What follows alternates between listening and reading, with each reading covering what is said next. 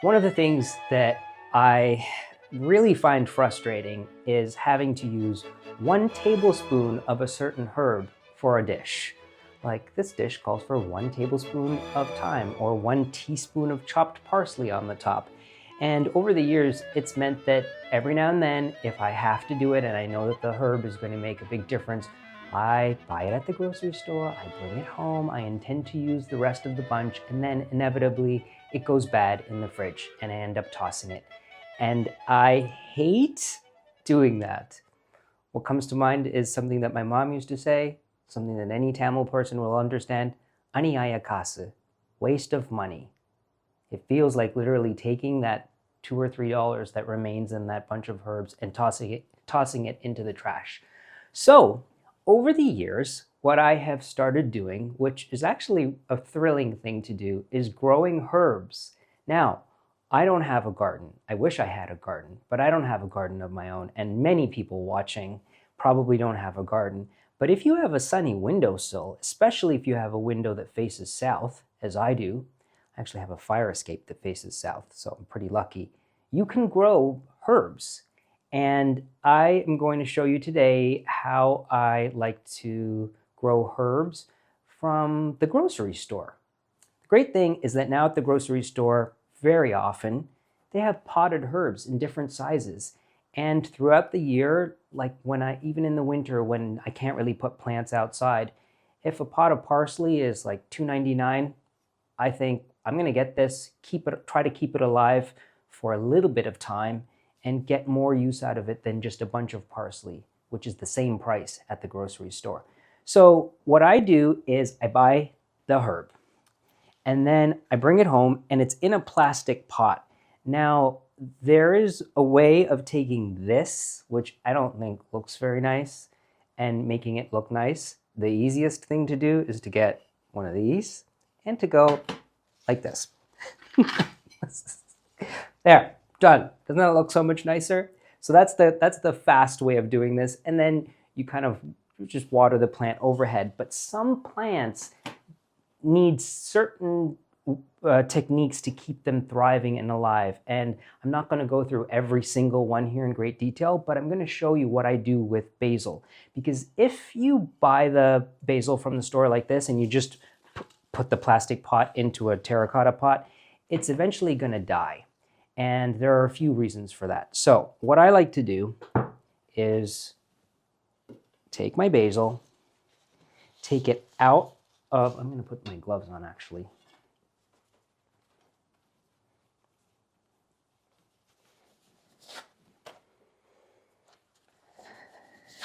So I take my basil very gently out of the plastic pot, and it has a very nice healthy root system.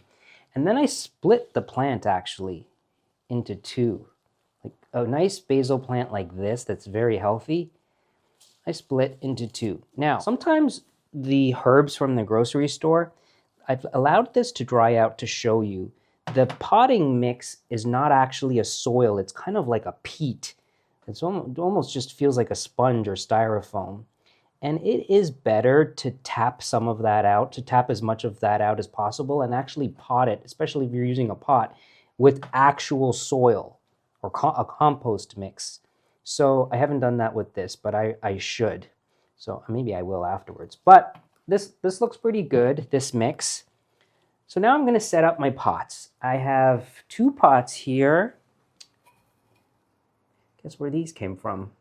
I made these. So that's another reason why I really like doing this, is because I get to enjoy the flower pots that I've made in Connecticut with Guy Wolf.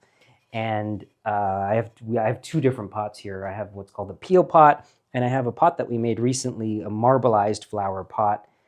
Neither of these are on my website right now, but the very plain flower pots, just the full pots, like this plain silhouette, there are some of these still available at rajivsurendra.com. There's a 2-pound pot and a 4-pound pot available, which is like this size is the 2-pound pot, and this is the 4-pound pot. And there's a 6-pound pot, which is bigger than this. So if you would like a very beautiful handmade flower pot by me, you can go to rajivsurendra.com and get one of those for your herbs.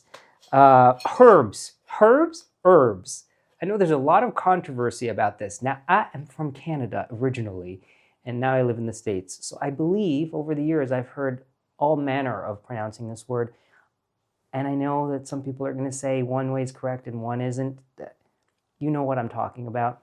So that's all that matters. So what I do is I set up my pot and I put a little shard of clay in the bottom to cover the hole, okay?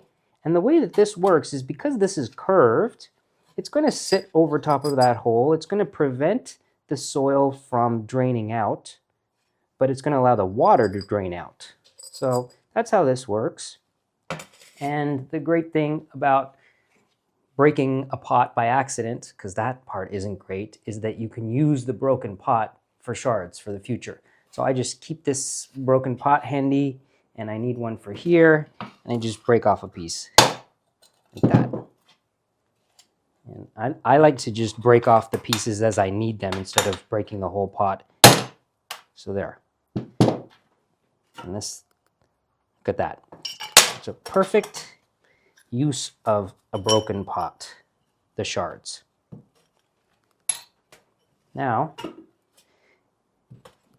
get some nice potting soil, indoor potting soil. You want to try to find indoor potting soil. Put this in here.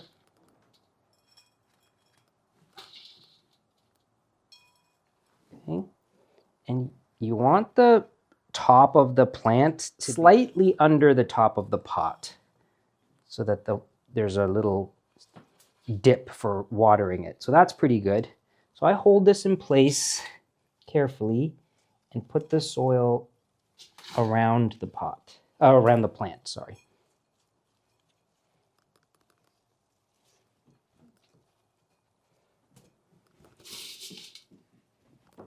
And you don't want air pockets around the plant. So as you're adding the soil, just put your fingers down into the soil and press.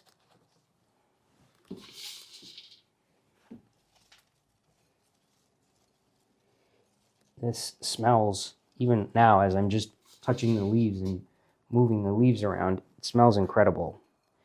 And what's so great about this is that the basil, as it grows, it actually wants to be cut. Like cutting the tops of the basil plant promote growth. So doing this and then actually using it helps this whole process. There. That's all potted up. And now I'll do the other one.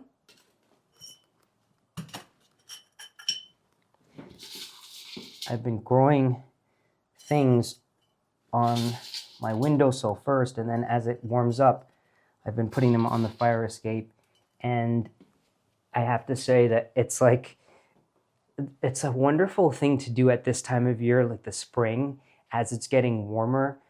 It just seeing plants grow, especially if you plant seeds and watching them sprout, it is a wonderful internal arrival of spring because you're seeing everything come back to life. Like as the buds form on the trees and then they bloom, the cherry blossoms were just in bloom here in New York and they were incredible. You're also seeing things grow that you planted, like just for fun.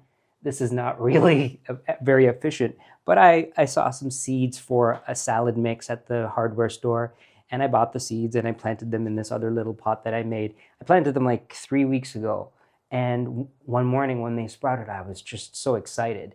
So every morning, kind of after I get up and do my little thing, the first thing I do externally is open the window, look at my plants, water them, and watching something grow that you planted, it really does something for your insides, like in a very good way.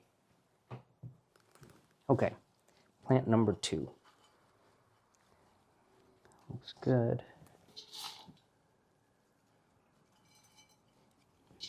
I love making just a very simple spaghetti dish for dinner where it's the sauce is just some sauteed garlic and olive oil, chili flakes, and then a can of San Marzano tomatoes crushed. Like I crushed them with my hand. And then at the very end of the dish, when I add the spaghetti, mix it all together, I put basil leaves on the top and just mix it in. And the freshly torn basil leaves, they're essential for that dish. And that, like something like that, I'm just like, I don't want to have to buy a bunch of basil just for 3 or 4 leaves. But when I have it growing, it's a thrill. Like, it's a thrill to just walk over to my window and pluck a few, you actually should cut the stems. And then that's what goes into the dish.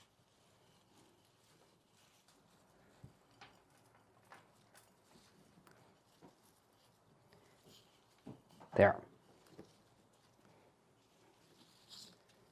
And because I don't have a potting shed or an outside table or an outside space here, this setup is very efficient. I put a drop cloth down on the table.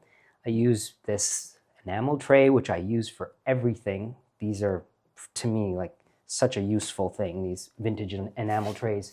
And it just makes cleanup so easy because I can reuse this soil, and then I can shake the drop cloth and everything's clean again.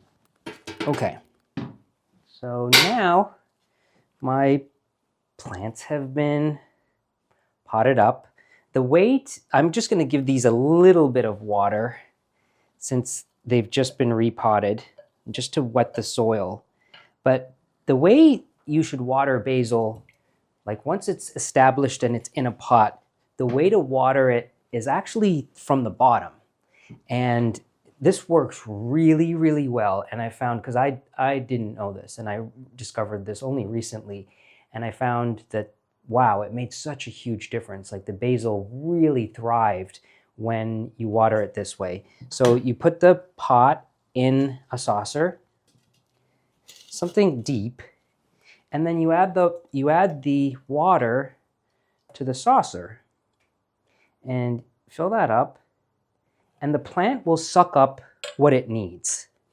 So you just keep an eye on that, and when the saucer is completely empty, add more water. And that's the plant sort of telling you, like, I have enough water, I need more water. It works really, really well. And now, when you want to harvest the basil, I'm going to show you that too, because that's an important thing. You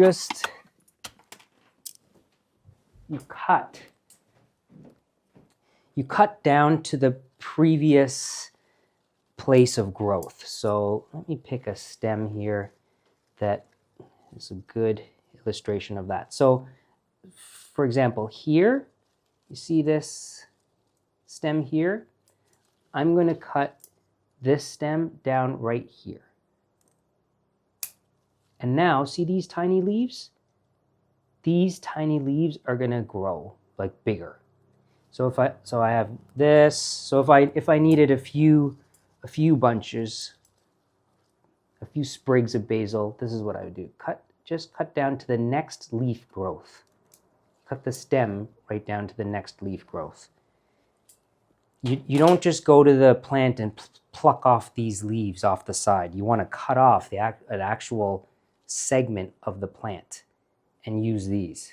Okay, I'm going to show you again on another plant, just to reinforce this so you really see. So there's a good,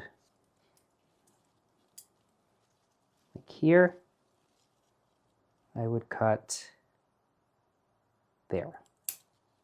And then I've cut back to these 2 leaves. Okay, that's basil.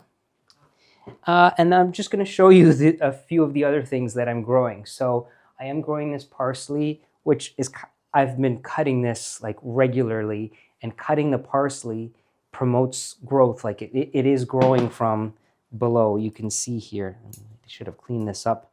It's not camera ready. This is the parsley that I would cut. Like if I wanted a little bit of parsley, I would cut from up here.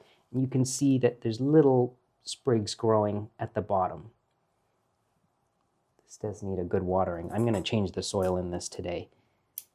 And replace this spongy stuff with actual potting soil. But I've had this for a good month and a half, and I bought a small plant. I put it in this little rose pot that I made, and I love this thing. I didn't think that I was going to fall in love with a small pot of parsley, but not just looking at it, but holding it too. Like when I pick it up and move it around the windowsill, I just think it's such a simple, beautiful, almost iconic thing, like a plant in a little red flower pot. That's my parsley. And here is thyme. Thyme is fairly easy to grow. It doesn't like to be overwatered. It doesn't like to sit in wet soil. It actually prefers dry soil. So this is, I find, very simple to grow. I pot the thyme the same way that I did the basil. I bring home the plastic pot. I transfer it to something that I've made. And then I actually just keep this on the fire escape, even when it's cool, not when it's freezing, but when it's cool, the thyme does fine out there. I let the soil dry out, like for the top 2 or 3 inches can dry out completely. And then I give it a watering, which means that I'm watering it about once a week.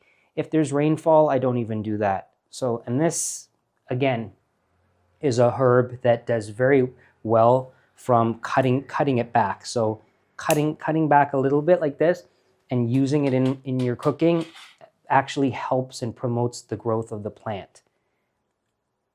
And in a couple weeks, I will have a half a cup of lettuce leaves, 1 salad, which I'm going to really enjoy. I'm probably going to mix these with something else that I get from the grocery store. There you have it. Growing herbs from the grocery store, potted, on your windowsill, on your fire escape, on your balcony, wherever there's light and room. It will save you a lot of money if you like to cook. And it's also just a joy to watch these things grow and thrive.